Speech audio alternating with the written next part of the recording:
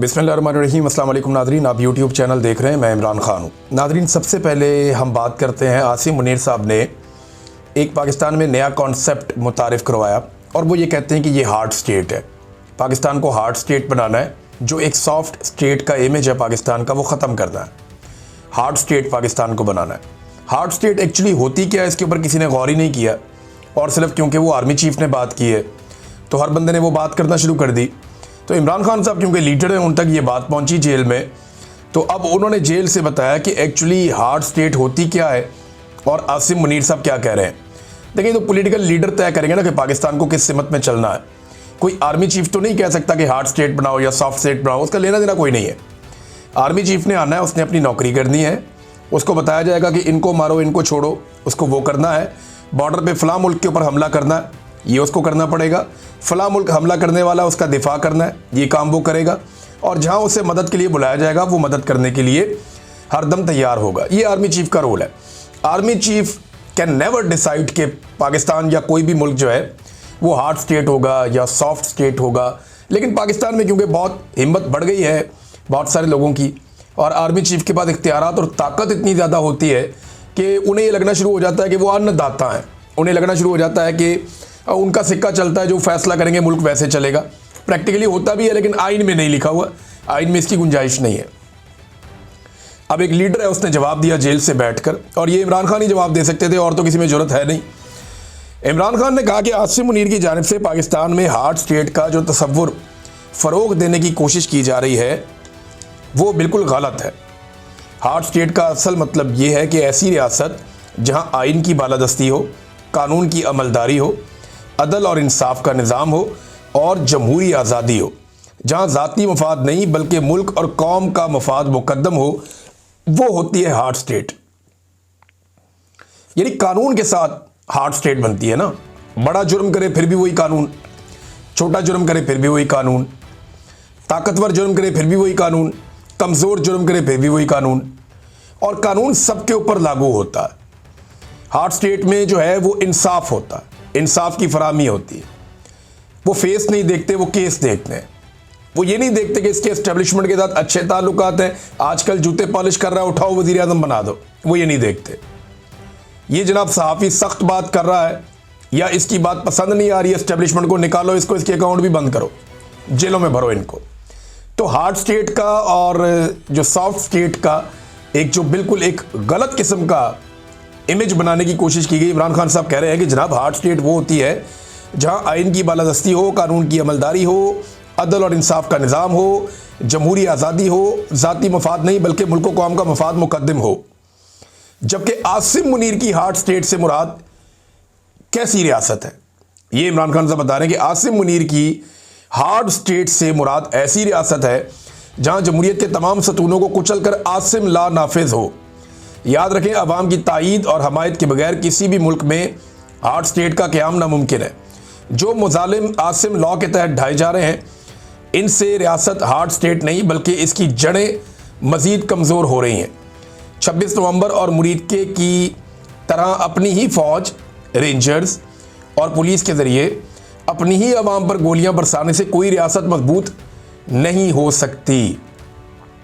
ये इमरान खान साहब ने हार्ड एंड सॉफ्ट स्टेट के बारे में बताया कि जनाब बंदे मारने से कोई हार्ड स्टेट नहीं होती, लॉ एंड ऑर्डर के साथ होती है, रूल ऑफ लॉ के साथ होती है, सेलेक्टिव जस्टिस के साथ कोई हार्ड स्टेट नहीं होती।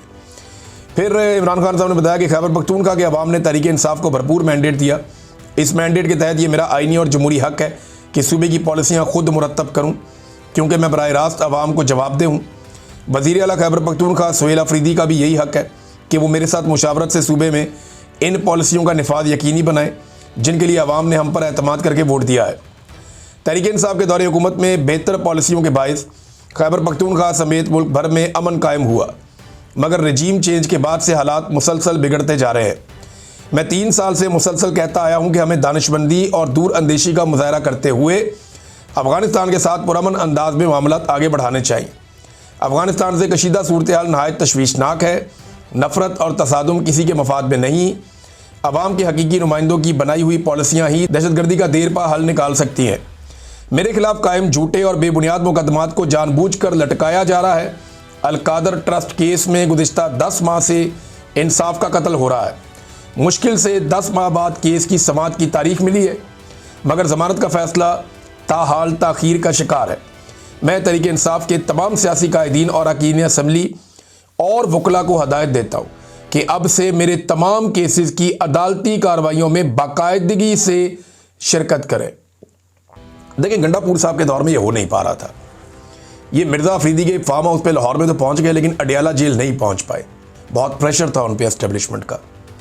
लेकिन अब इमरान खान साहब ने वजाहत के साथ कह दिया कि अदालत के अंदर तो सारे जाएं मेरे केसों के मामलात में, MNAs, MPAs, सेनेटर्स, जो अरकान असम्बली हैं वो भी, और जो वकला हैं वो भी, और सियासी कायदीन हैं वो भी, समाअत के मौके पर अदालत में मौजूद रहें और इंसाफ के हसूल तक अपनी मौजूदगी बरकरार रखें। ओपन कोर्ट के केसेस में शिरकत आपका कानूनी और जमहूरी हक है। तहरीक इंसाफ के दौरे हुकूमत में नवाज शरीफ को जेल में रोज़ाना कसीर तादाद में सियासी रहनुमाओं से मुलाकात की इजाज़त थी। मैंने इसकी एवरेज निकाली थी, उस दौर में 22 बंदा पर डे निकली थी। यानी नवाज शरीफ की जो टोटल मुलाकातें हैं उनको जब डिवाइड किया गया उनके टोटल दिनों के ऊपर, जितना अरसा वो जेल में रहे, तो 22 मुलाकातें फ़ी दिन थी। टका के मियाँ साहब की मुलाकातें होती थी, जब दिल करे तब होती थी। बड़ी तादाद में कारकुन आते थे, सुबह सुबह उन्हें लिस्ट दी जाती थी। मियाँ साहब उस लिस्ट के अंदर से फाइनल करते थे आज मैंने किसको मिलना और किसको नहीं मिलना। मियाँ साहब की तो मौजें थी बड़ी कमाल किस्म की। और वो जेल में ऐसे ही इसमें नहीं थे, वो उनका एक अलग क्लास थी।